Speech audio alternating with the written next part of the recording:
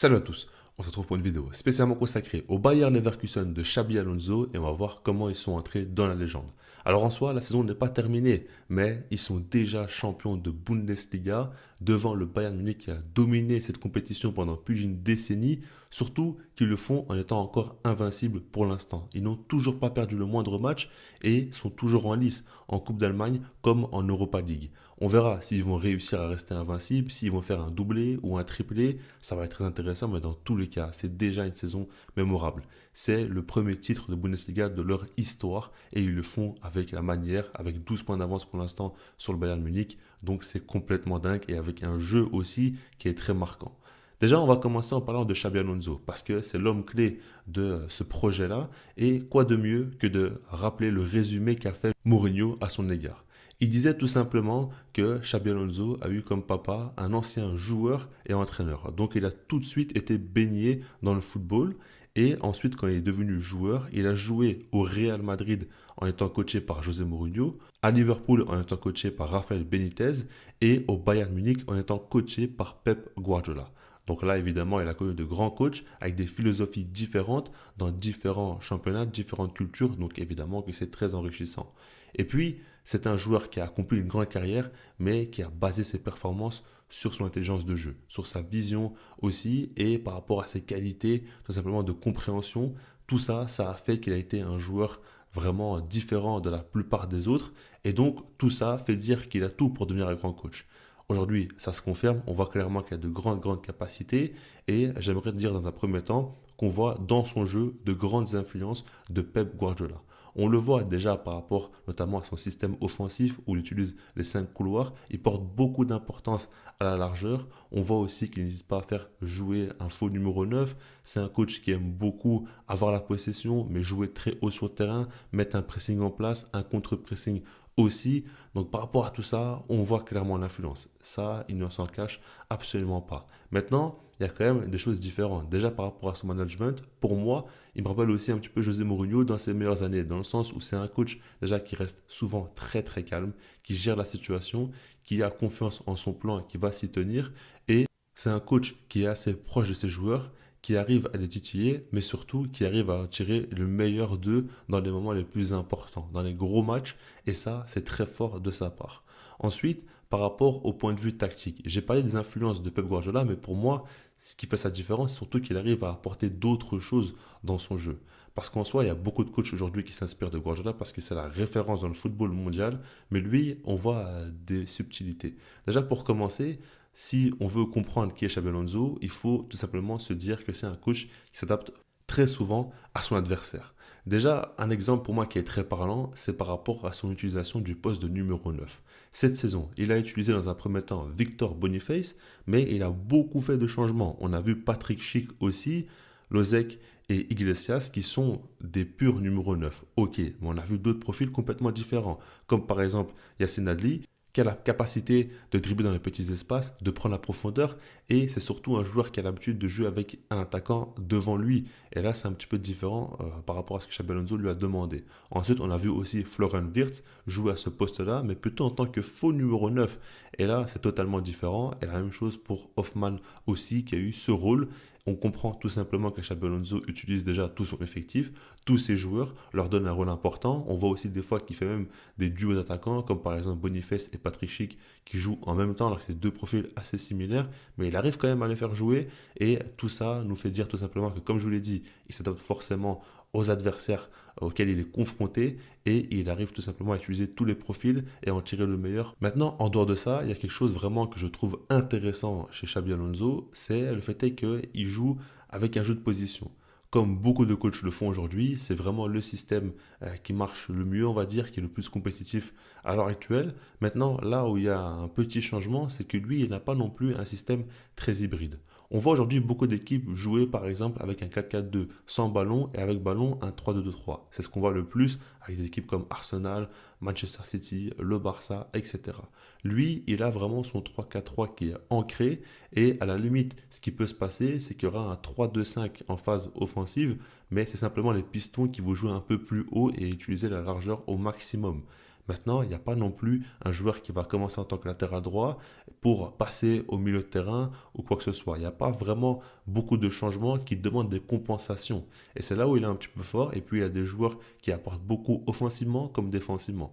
Déjà, pour commencer à la base, au niveau de la relance, il a trois joueurs, notamment, ou même quatre, qui sont très à l'aise. On voit Jonathan Tah, on voit Kosunu, Tapsoba, on voit Yann Capier. Et c'est des joueurs tout simplement qui sont très à l'aise balle au pied, qui arrivent à casser des lignes de l'arrière.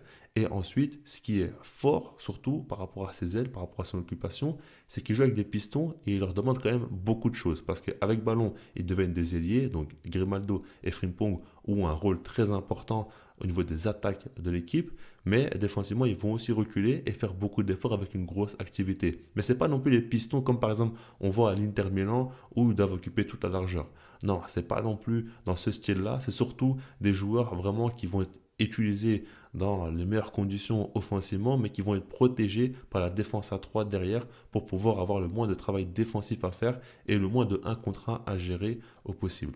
Tout ça, c'est les qualités de Xabi Alonso, mais évidemment qu'un coach avec énormément de qualités, mais qui, on va dire, ne travaille pas assez bien en lien avec sa direction et le directeur sportif, bah, ça ne vaut pas grand-chose. Et au Bayer Leverkusen, ça travaille en symbiose et on le voit par rapport au mercato qui a été fait lors de l'été passé, ça a été tout simplement exceptionnel. Déjà, il y a Victor Boniface qui est arrivé de Belgique, qui a tout de suite fait de gros débuts. Il y a Nathan Tella aussi qui est arrivé et bon, on n'en parle pas beaucoup, mais il fait quand même beaucoup de bien. Il y a aussi Xhaka qui est arrivé d'Arsenal avec son expérience et pour moi, ça a été un joueur très important. Hoffman aussi, qui est un joueur qui arrive de Bundesliga, on n'en parle pas trop, mais on voit clairement qu'il a été très important. Grimaldo qui est arrivé libre et qui a été une énorme réussite. Et j'en passe encore des jeunes aussi qui ont beaucoup apporté ou même sur lesquels ils pourront compter sur l'avenir.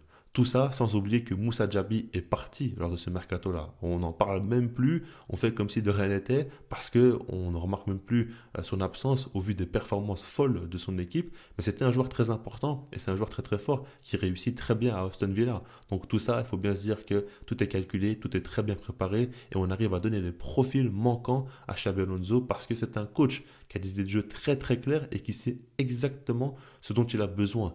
Et ça, c'est très important d'avoir un coach aussi performant, aussi fort dans son travail, avec une direction qui lui fasse autant confiance. Elle est là, la clé de la réussite, et Xabi Alonso est très bien entouré au Bayer Leverkusen. Alors évidemment, tout ça, c'est très beau, tout ça, c'est très important aussi, mais il faut que les joueurs eux-mêmes soient au rendez-vous.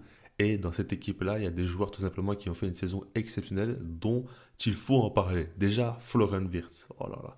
Quel joueur, tout simplement, là, ce qu'il fait, c'est incroyable. Le nombre de buts qu'il met, le nombre de passes D qu'il met, ok, mais surtout son importance dans le jeu, sa capacité aussi à faire des différences, balle au pied dans les petits espaces, à trouver l'homme libre très facilement, à se retourner sur sa première touche de balle, à réussir à être toujours très surprenant dans ses dribbles, dans ses prises de décision, à être très mature dans son jeu. Non, c'est vraiment un joueur spécial qui n'est pas comme les autres, tout simplement. Ensuite, il y a aussi Radeki, le gardien. On en parle très peu, mais il fait quand même beaucoup d'arrêts. Pour moi, c'est de loin le meilleur gardien de la Bundesliga cette saison. Il fait des arrêts très décisifs dans des moments durs où le Bayer Leverkusen subit des temps faibles. Lui, il est présent et sans lui, évidemment, ça aurait été très difficile d'être aussi compétitif et surtout d'être invaincu comme c'est le cas. Ensuite, il y a d'autres joueurs, évidemment, au niveau des pistons, hein, Frimpong et Grimaldo, les deux sont très décisifs et les deux sont extrêmement importants.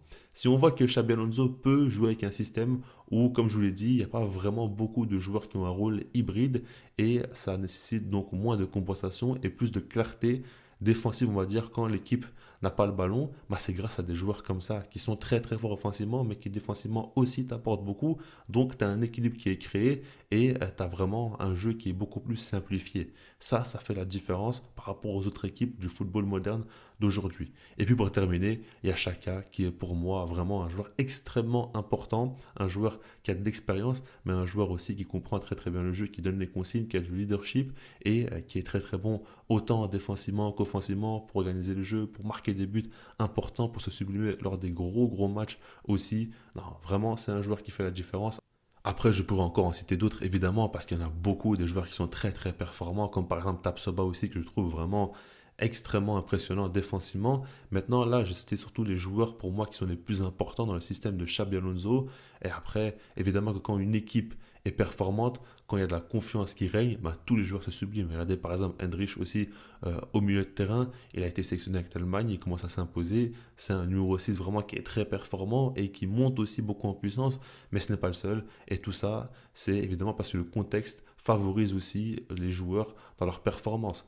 Donc voilà, maintenant par rapport à tout ça, on va voir, comme je vous l'ai dit, qu'est-ce qu'il va faire le Bayer Leverkusen cette saison. Est-ce qu'ils vont faire le triplé ou non? Honnêtement, j'aimerais bien parce que c'est une équipe qui le mérite, qui travaille très très bien et pour moi, c'est un modèle de réussite. Maintenant, par rapport à la suite, ce qu'il faut savoir, c'est que Xabi Alonso a annoncé qu'il va rester au Bayer Leverkusen. Florian Wirtz aussi va rester. Ces deux informations qui ont été dites publiquement. Donc, on verra comment ça va continuer. Moi, j'ai un petit peu peur quand même qu'il y a beaucoup de joueurs qui vont être vendus parce qu'ils vont être fortement demandés dans des gros clubs européens. Donc, on verra si le projet va encore rester stable. Maintenant, ça travaille tellement bien que ça ne m'étonnerait pas qu'il fasse de gros coups aussi sur le mercato. En tout cas, c'est devenu un club maintenant qui a passé vraiment un cap. Et c'est quand même fort de se dire que Xabi Alonso attire la convoitise de tous les gros clubs européens. On voit que le Bayern Munich notamment et Liverpool ont une place libre en tant que coach, mais lui, il a voulu rester au Bayern Leverkusen et il n'a pas voulu aller dans un top club dès maintenant parce qu'il est sûr de lui, parce qu'il croit encore en ce projet. Et ça, c'est tellement rare dans le football actuel que franchement, ça me fait très très plaisir. Je vous laisse là-dessus et puis sinon moi je vous dis peace.